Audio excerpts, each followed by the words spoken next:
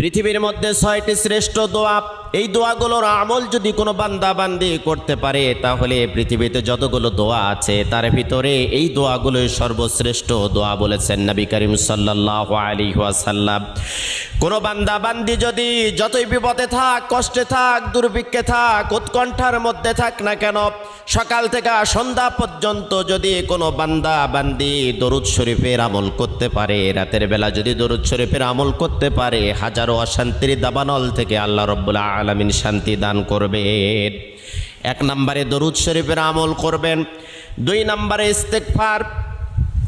আপনার মুখটা এমন হয়ে যাবে আল্লাহ রাব্বুল আলামিনের কাছে দোয়া করার সাথে সাথে আপনার দোয়াটা কবুল হয়ে যাবে। সব সময়ের জন্য পড়বেন আস্তাগফিরুল্লাহ আল্লাযী লা ইলাহা ইল্লা হুয়াল হাইয়ুল কাইয়্যুম ওয়া আতুবু ইলাইহি।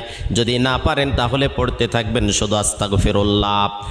3 নম্বরে আপনি পড়বেন ইয়া যাল জালালি ওয়াল